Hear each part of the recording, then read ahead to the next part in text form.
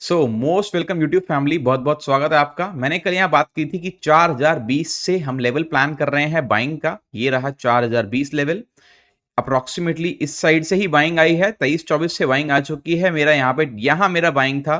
First break of structure हुआ, उसके बाद सेकंड ब्रेक ऑफ स्ट्रक्चर हुआ solid, third time break of structure हुआ solid, fourth time break of structure हुआ solid, six time break of structure हुआ solid. ये हर बार break of structure solid solid.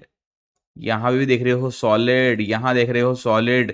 यहां पे लिक्विडिटी ग्रैप हुआ, वीकनेस दिखी बॉटम में, और मैंने जब आई भी नहीं थी, जब नहीं आई थी यहां पे, जब मार्केट चल रहा था ना, ये जब यहां पे सेलिंग प्रेशर आया था, उसके बाद ही मैंने बोल दिया था कि मैं एक बार यहां से लिक्विडिटी लेते हुए अपसाइड देख रहा हूं। बिकॉज इसके पीछे रीजन क्या है? वन डे का टाइम फ्रेम।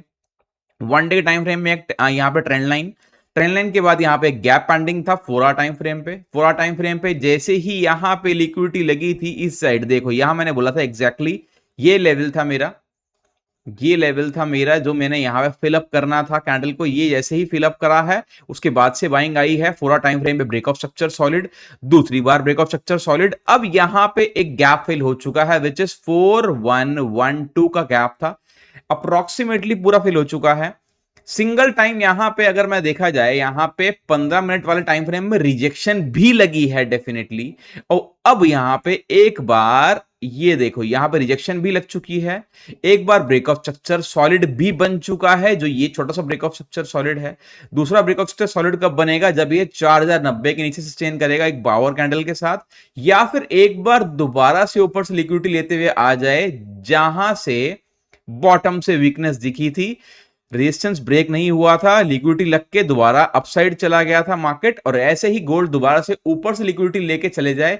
अगर ऐसा पैटर्न बनेगा तो मुझे ज्यादा अच्छा कॉन्फिडेंस आएगा, अगर ऐसा बनेगा तो मुझे कॉन्फिडेंस नहीं आएगा। दोनों बीच में डिफरेंस क्या है? ये लिक्विडिटी स्वीप करके बनेगा, ये विदाउट लिक्विडिटी स्वीप करके बनेगा। ये लिक्विडिटी स्वीप नहीं हुई ऊपर के रेजिस्टेंस की, तो मैं थोड़ा सा कॉन्फिडेंट कम रहता हूं, मगर मैं यहां पे इस पैटर्न के अंदर 100% कॉन्फिडेंट रहूंगा।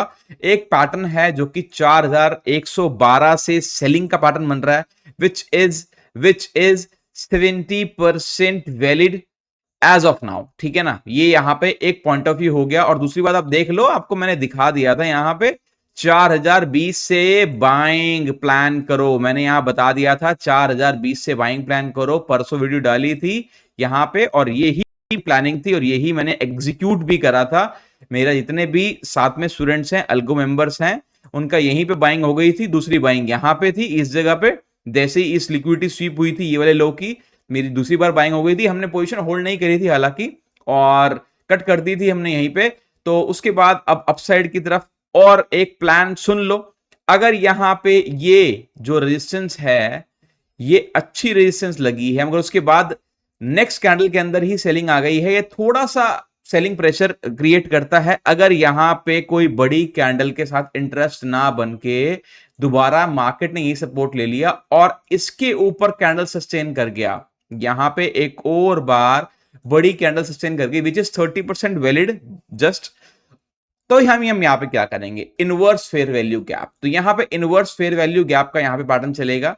यहां पे एक फेयर वैल्यू गैप कंप्लीट हो चुका है, अगर यहां से ऊपर उठता है और यहां ब्रेकआउट देता है तो यहां पे इनवर्स फेयर वैल्यू गैप का पैटर्न चलेगा। तो यहां से एक इनवर्स फेयर वैल्यू गैप का मतलब क्या है कि यहां से कैंडल दोबारा से नीचे आएगा, रीटेस्ट करेगा इस लेवल को, और जो पैटर्न हम सेलिंग के लिए ढूंढ रहे थे, तो यहां से इनवर्स मतलब कि रेसिप्रोकल पैटर्न देखेंगे, यहां से एक अपसाइड का प्लान करेंगे। इनवर्स फेयर वैल्यू गैप ये होता है कि 4112 से मैं सेलिंग प्लान कर रहा हूं, मगर 4112 का लेवल पार कर दिया गोल्ड ने, तो इसके बाद हम यहां से बाइंग साइड के लिए प्लान करेंगे, inverse fair value gap play करेंगे, और ये हमारा फिर बाइंग लेवल हो जाएगा। जब तक ये कोई भी ये स्ट्रक्चर अब बना लो आप, अगर इस लेवल से, अगर इस लेवल पे कोई पावर कैंडल सस्टेन कर गई तो inverse fair value gap plan करेंगे।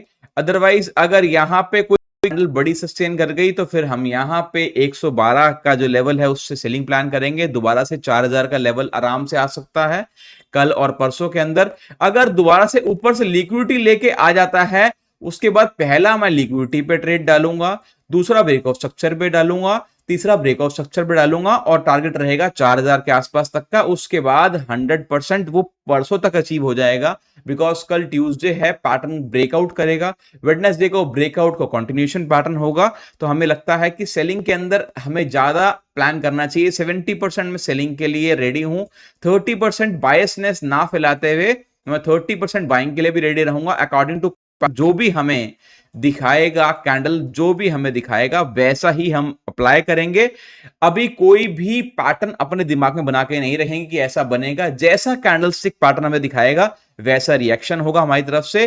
अलगो मेंबर्स के लिए एक ही बात है, कोई भी नो हड़बड़ नो गड़बड़, जैसा मार्केट दिखाना वैसा ही करेंगे हम। और सारी एग्जीक्यूशन सेलिंग साइड के लिए यहां से सेलिंग लेवल है, बाइंग साइड के लिए भी यहां लेवल है। या तो सेलिंग यहीं से डायरेक्ट चल जाए तो मैं थोड़ा सा कॉन्फिडेंट कम होऊंगा, मगर यहां से लिक्विडिटी और फिर सेलिंग, या तो यहां पे पावर कैंडल और उसके बाद inverse fair value gap upside के लिए। जो भी होगा मेरा टेलीग्राम ग्रुप पे मैसेज आ जाएगा, आप मेरा डिस्कॉर्ड ज्वाइन कर लो। डिस्कॉर्ड पे भी सब कुछ अवेलेबल है, मगर सब चीजें एग्जीक्यूशन के बाद ही मैं डालूंगा। एग्जीक्यूशन से पहले आपको मैंने अपना एनालिसिस दे दिया है। कोई भी आपके डाउट्स है तो आप मुझे कमेंट कर सकते हो, ठीक है ना। Thank you so much guys, मिलते हैं डिस्कॉर्ड पे।